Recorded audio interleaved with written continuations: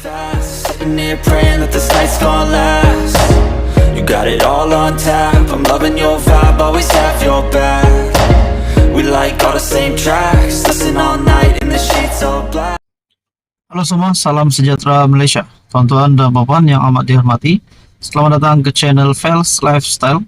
Kembali lagi dengan satu lagi isu hangat yang pasti mengejutkan ramai kepimpinan politik di Malaysia.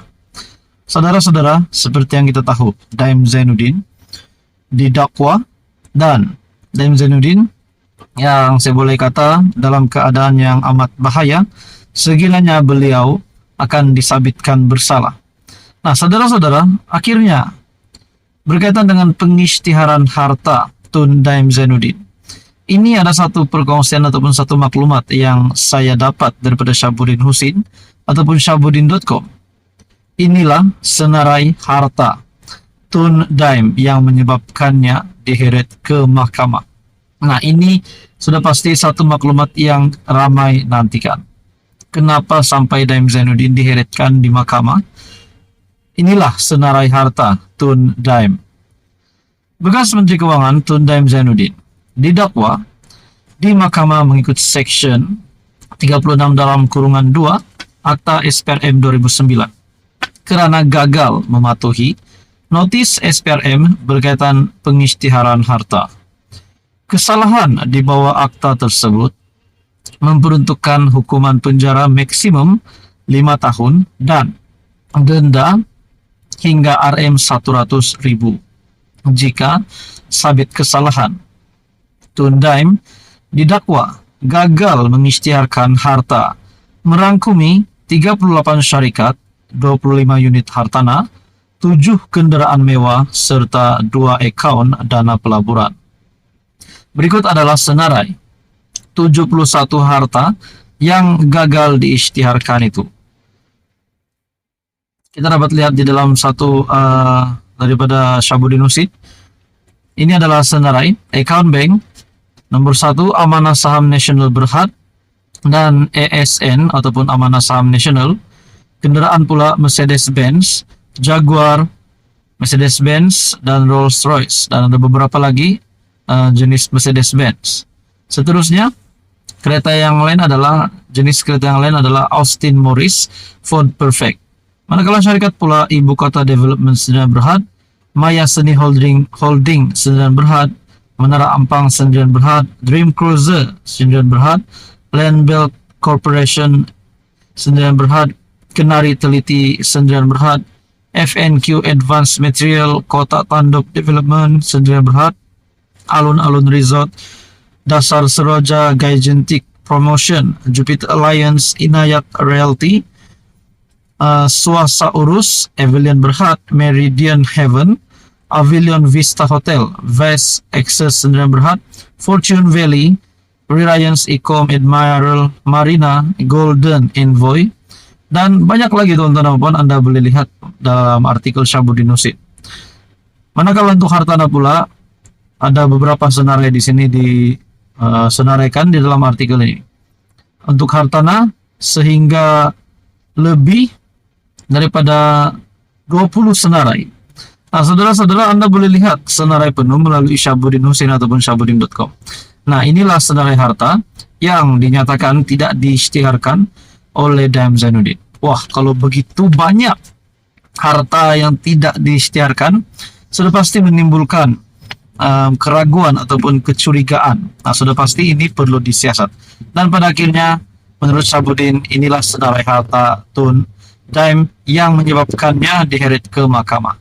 Nah, saudara-saudara, kalau benar Tun Daim Zainuddin didapati bersalah, apakah akan berlaku kepada harta yang disenaraikan sebentar tadi di dalam Syabuddin Husin?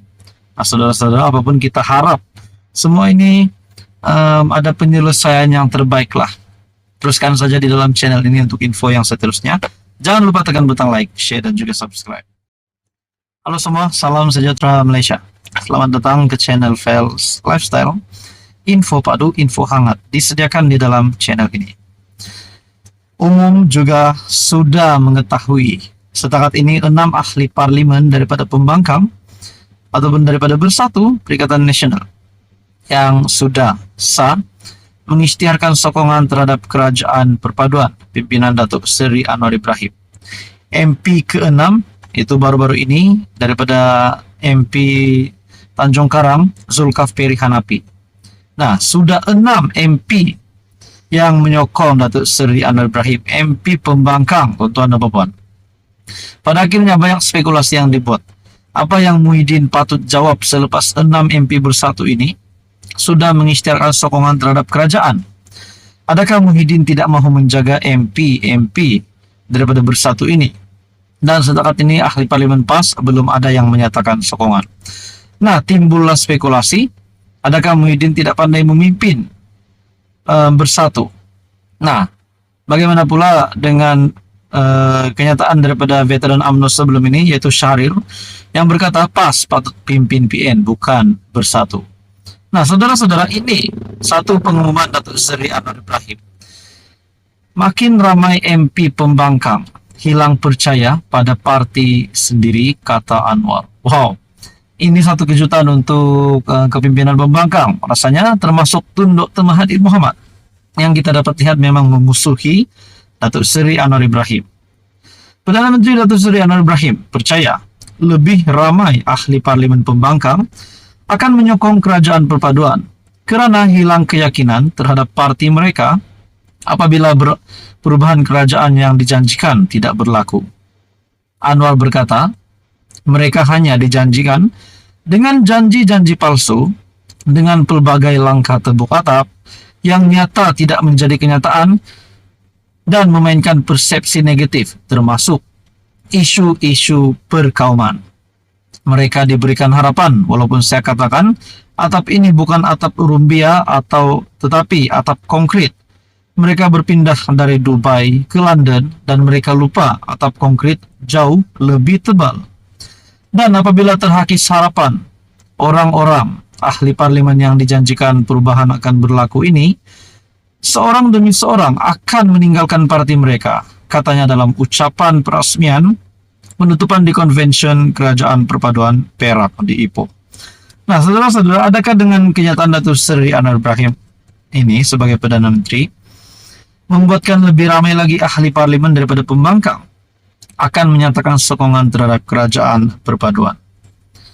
Turut hadir di timbalan Perdana Menteri Datuk Seri Ahmad Zaid Hamidi yang juga pengurus CPN di dalam beserta Menteri Besar Perak Datuk Seri Sarani yang juga pengurus CBN Perak, pengurus CPH Perak Datuk Seri Mujahid Yusof dan naib pengurus CDAP Ngakorming.